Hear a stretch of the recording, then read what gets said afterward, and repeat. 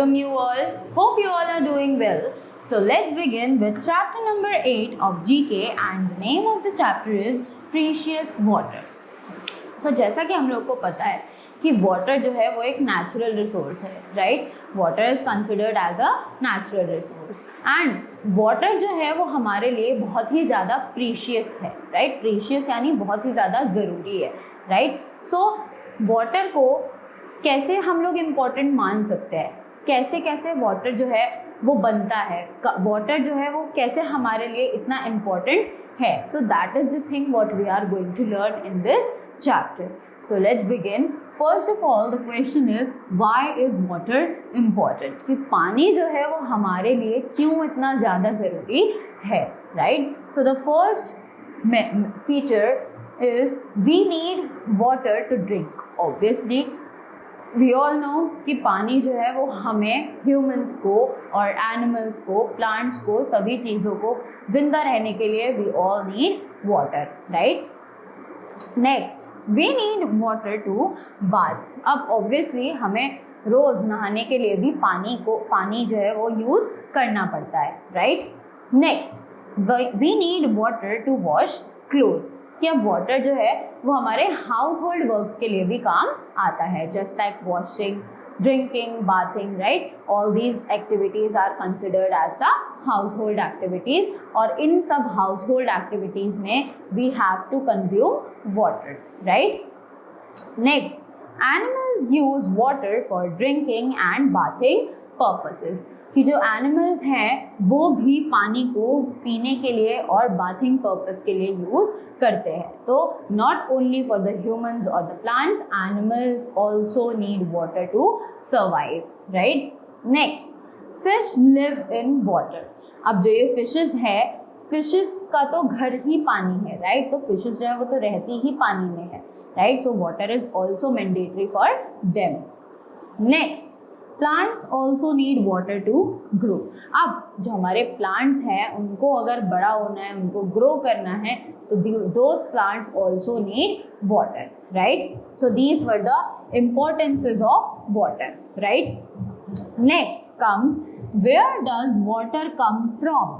अब जो हमारा ये वाटर है ये आखिर आता कहाँ से है, from where do we get the water, right. So we get water from rain. Obviously rain is the main source of water. जो पानी है वो हमें रेन से ही मिलता है, right? Rain fills up the ponds and tanks. अब ये जो रेन होती है ये क्या करती है, ये उन टैंक्स और हमारे जो टैंक्स और पॉन्ड्स होती हैं उनको फिल कर देती है और रेन का जो पानी होता है इनमें स्टोर हो जाता है, right. We also get water from rivers and lakes. अब हमें पानी सिर्फ पॉन्ड या लेक से ही नहीं, we get the water from rivers and lakes also. कि हमें रिवर्स और लेक्स से भी पानी मिलता है, right? After that, ice on top of the mountains melts to form rivers. अब हमें पता है कि विंटर्स में जितना भी स्नोफॉल होता है और पहाड़ों पर जितनी भी स्नो जो है वो इकट्ठी होती है, that melts during the summer time and that melting ice also concludes itself into the river, right? So water is also available deep underground like wells, boreholes, etc. तो ऐसा नहीं है कि हमें रिवर्स में से या लेक्स में से या फिर पॉन्ड्स में से ही पानी जो है वो मिलता है. Water is also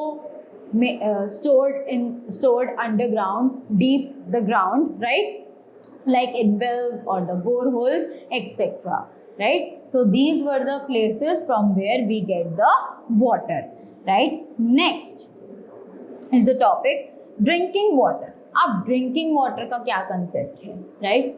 The water we get from rain, ponds, rivers and wells is not safe to drink. अब हमें पता है कि हमें पानी तो बहुत जगहों से मिलता है, like rains, ponds, rivers और wells. But is it safe for drinking? क्या वो पीने के लिए safe है? Obviously not. Water is first collected and purified and then sent to our homes through long pipes. अब water जो है उसको पहले इकट्ठा किया जाता है, उसके बाद उसे प्योरीफाई किया जाता है, उसको साफ किया जाता है और उसके बाद वो लॉन्ग पाइप्स के थ्रू हम सबके घरों में आता है, right?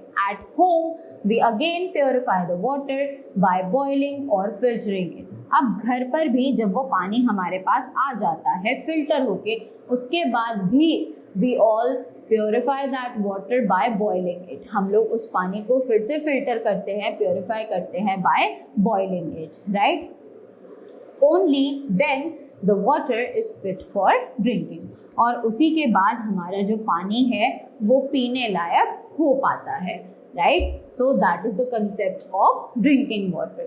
So I hope you all are aware of water, that why is it important for us, where does water come from, and what is the concept of drinking water, right? So that's all for this chapter. Thank you so much and have a good day.